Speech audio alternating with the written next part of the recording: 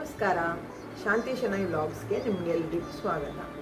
ಇವತ್ತೇನಪ್ಪ ವಿಶೇಷ ಅಂದರೆ, ಇವತ್ತು ನಾನು ಪ್ರಾನ್ಸ್ ಅಂದರೆ ಸಿಗಡಿದು ಗೀ ರೋಸ್ಟ್ ಮಾಡ್ತಾ ಇದ್ದೇನೆ. ಓಕೆ, ಇವತ್ತಿನ ಗೀ ರೋಸ್ಟಲ್ಲಿ ಒಂದು ವಿಶೇಷತೆ ಇದೆ. ಅದೇನು ವಿಶೇಷತೆ ಅಂತ ನಿಮಗೆ ಆಮೇಲೆ ಹೇಳ್ತೀನಿ. ಬನ್ನಿ, ಫಸ್ಟ್ ನಾವು ಈ ಪ್ರಾನ್ಸ್ ಅಂದರೆ ಸಿಗಡಿನ ಕ್ಲೀನ್ ಮಾಡ್ಕೊಳ್ಳೋಣ. ನಾನಿದರಲ್ಲಿ 2 kg ಸಿಗಡಿ ಇದೆ. ಓಕೆ ನೋಡಿ, ಮೀಡಿಯಮ್ ಸೈಜ್ ಸಿಗಡಿ ಇದೆ. ಇದನ್ನೆಲ್ಲ ಕ್ಲೀನ್ ಮಾಡ್ಕೊಳ್ತೇನೆ.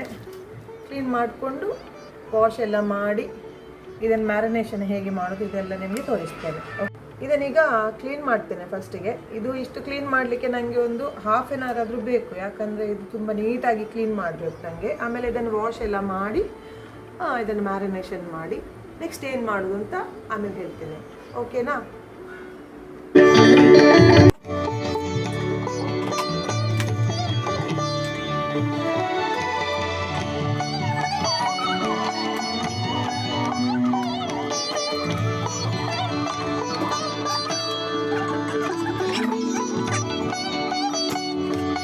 ಸಿಗಡಿ ಎಲ್ಲ ಕ್ಲೀನ್ ಮಾಡಿದೆ, ಅಂದರೆ ಇದು ಸಿಪ್ಪೆ ಸುಲಿದೆ. ಈಗ ಇದನ್ನು ತೊಳಿಲಿಕ್ಕುಂಟು. ಓಕೆ, ಸೊ ಈಗ ಇನ್ನೊಂದು ವಿಷಯ ಹೇಳಲಿಕ್ಕಿದೆ. ಈ ಸಿಗಡಿ ಸುಲಿದ ಮೇಲೆ, ಕ್ಲೀನ್ ಮಾಡಿದ ಮೇಲೆ ಇದು ಕಸ ನೀವೇನು ಮಾಡ್ತೀರಾ, ಇದನ್ನು ಹೊರಗೆ ತಗೊಂಡೋಗಿ ಬಿಸಾಡಿದ್ರೆ ಅಥವಾ ಹೀಗೆ ಸುಮ್ಮನೆ ಹಾಗೆ ಬಿಸಾಡಿದ್ರೆ ಇಡೀ ಕೇರಿಯಲ್ಲೆಲ್ಲ ವಾಸನೆ ಬರ್ತದೆ. ಅದಕ್ಕೆ ನಾನು ಏನು ಮಾಡ್ತೇನೆ ಹೇಳಿದರೆ, ಇದನ್ನೊಂದು ಚೆಂದ ಮಾಡಿ ಒಂದು ಪಾತ್ರೆಯಲ್ಲಿ ಹೀಗೆ ಹಾಕಿ ಹೀಗೆ ಫುಲ್ಲು.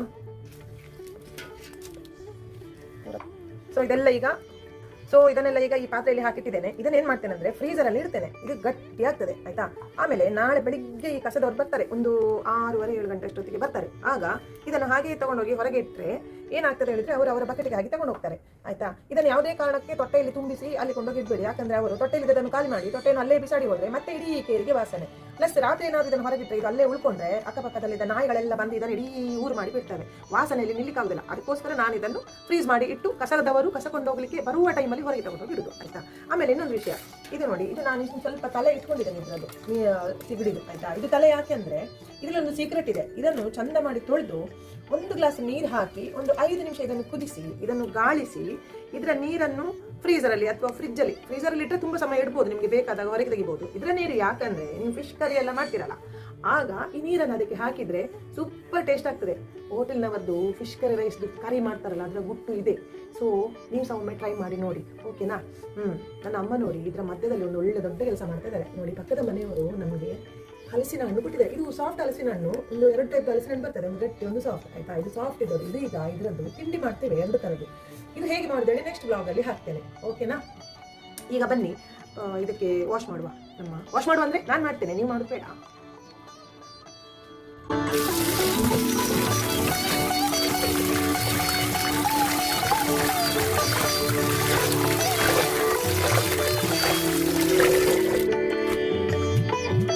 ಈಗ ಒಂದ್ಸತಿ ತೊಳೆದಿದ್ದೇನೆ. ಇದನ್ನೀಗ ಇನ್ನೊಂದ್ಸತಿ ತೊಳ್ಕೊಳ್ಳುವ ಇನ್ನೊಂದು ನೀರಲ್ಲಿ.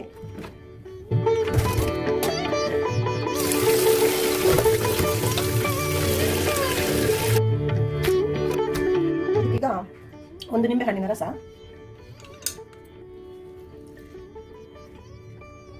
ಅರ್ಧ ಟೀಸ್ಪೂನ್ ಅರಿಶಿನ. ಆಕ್ಚುಲಿ ಕಾಸ್ಟ್ಲಿ ಆಗಿದೆ, ಗೊತ್ತಲ್ಲ ಯಾಕೆಂತ, ಆದ್ರೂ ಹಾಕ್ತಾ ಇದ್ದೇನೆ. ಇರಲಿ, ಕಾಸ್ಟ್ಲಿ ಆದ್ರೂ ಪರವಾಗಿಲ್ಲ ಅಂತ. ಆಮೇಲೆ 1 ಟೀಸ್ಪೂನ್ ಉಪ್ಪು. ಇವೆಲ್ಲದನ್ನು ಹಾಕಿ ಚಂದ ಮಾಡಿ ಮ್ಯಾರಿನೇಷನ್ ಮಾಡಿ ಇಡುವ. ಇದು ಮ್ಯಾರಿನೇಷನ್ ಮಾಡುವ ಉದ್ದೇಶ ಏನಂದರೆ, ಪ್ರಾನ್ಸಲ್ಲಿ ಒಂಥರ ವಿಚಿತ್ರ ಸ್ಮೆಲ್ ಇರ್ತದೆ. ಸೊ ಆ ಸ್ಮೆಲ್ ಹೋಗಲಿ ಅಂತ ಇದನ್ನು ಈ ಥರ ಮ್ಯಾರಿನೇಷನ್ ಮಾಡಿ ಒಂದು ಅರ್ಧ ಗಂಟೆ ಇಡ್ತೇನೆ. ಓಕೆ, ಸೊ ಅರ್ಧ ಗಂಟೆ ನಂತರ ನಾನು ಗೀ ರೋಸ್ಟ್ ಹೇಗೆ ಮಾಡೋದು ಅಂತ ತೋರಿಸ್ತೇನೆ.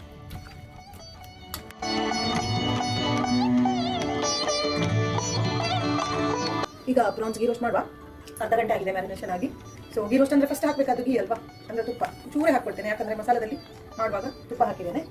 ಸೊ ತುಪ್ಪ ಸ್ವಲ್ಪ ಬಿಸಿ ಆಗಲಿ. ಬಿಸಿ ಆದಮೇಲೆ ಪ್ರಾನ್ಸ್ ಹಾಕ್ತೇನೆ ಅದರಲ್ಲಿ. ಓಕೆ, ತುಪ್ಪ ಬಿಸಿ ಆಗಿದೆ. ಈಗ ಪ್ರಾನ್ಸ್ ಅನ್ನು ಹಾಕುವ. ಪ್ರಾನ್ಸ್ ಸ್ವಲ್ಪ ನೀರು ಬಿಟ್ಕೊಂಡಿರ್ತದೆ, ಸೊ ಸ್ವಲ್ಪ ಅದನ್ನು ಸ್ಕ್ವೀಸ್ ಮಾಡಿ ಹಾಕುವ, ಆಯ್ತಾ? ಹಿಂಡಿ ಹಾಕುವ.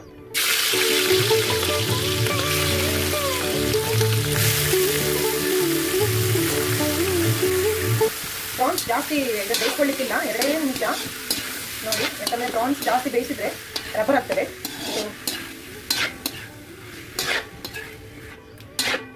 ನನ್ನ ಮಗ ಹೇಳ್ತಿದ್ದಾನೆ ಬುಲೆಟ್ ತರ ಆಗ್ತದಂತೆ. ಇದು ಬುಲೆಟ್ ಆದ್ರೆ ಮತ್ತೆ ಯಾರಿಗಾದ್ರೂ ಬಿಸಾಡಿದ್ರೆ ತಾಗಿ ಸತ್ರೆ ಅದಕ್ಕೆ ಬುಲೆಟ್ ಮಾಡಬಾರ್ದು. ನೋಡಿ, ಇದು ಇಷ್ಟಾದ್ರೆ ಸಾಕು. ಇದನ್ನು ಒಂದು ಪ್ಲೇಟಲ್ಲಿ ಎತ್ತಿಟ್ಕೊಳ್ಳೋಣ.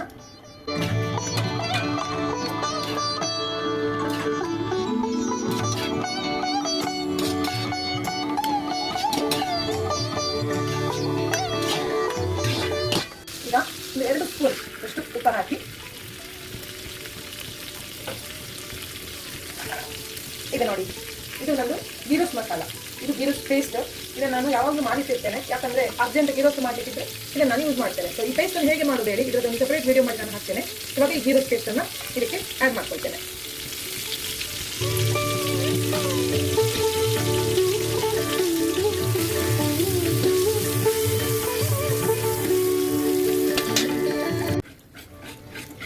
ಈ ಪೇಸ್ಟ್ಗೆ ನಾನು ಆಲ್ರೆಡಿ ಉಪ್ಪೆಲ್ಲ ಹಾಕಿಟ್ಟಿದ್ದೇನೆ, ಹಾಗಾಗಿ ಇದಕ್ಕೆ ಪ್ರಾನ್ಸ್ಗೆ ಮತ್ತೆ ಸಪರೇಟ್ ಆಗಿ ಇನ್ನೂ ಉಪ್ಪು ಹಾಕೋದು ಬೇಡ. ನಾವು ಮ್ಯಾರಿನೇಷನ್ಗೆ ಉಪ್ಪು ಹಾಕಿದ್ದೇವಲ್ಲ ಅಷ್ಟೇ ಸಾಕು.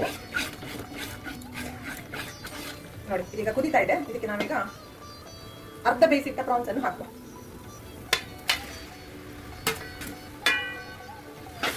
ಚೆನ್ನಾಗಿ ಮಿಕ್ಸ್ ಮಾಡುವ. ಒಂದೇ ನಿಮಿಷ, ಜಾಸ್ತಿ ಬೇಡ.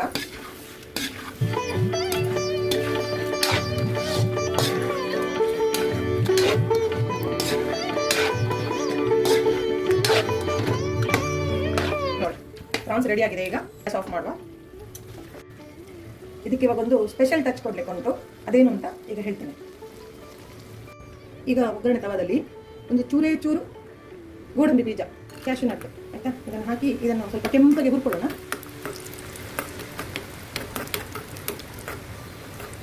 ಮೀಡಿಯಂ ಫ್ಲೇಮ್ ಇಟ್ಕೊಳ್ಬೇಕು, ದೊಡ್ಡ ಉರಿ ಇಟ್ಟರೆ ಇದು ಕ್ಯಾಶ್ಯೂ ನಟ್ ಕಪ್ಪಾಗ್ತದೆ.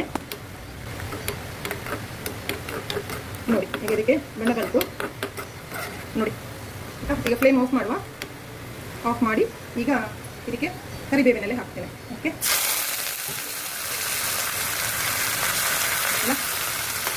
ಈಗ ನಮ್ಮ ಪ್ರಾನ್ಸ್ ಗೀ ರೋಸ್ಟ್ಗೆ ಸ್ಪೆಷಲ್ ಟಚ್ ರೆಡಿ ಆಯಿತು. ಹಾಕುವಲ್ಲ,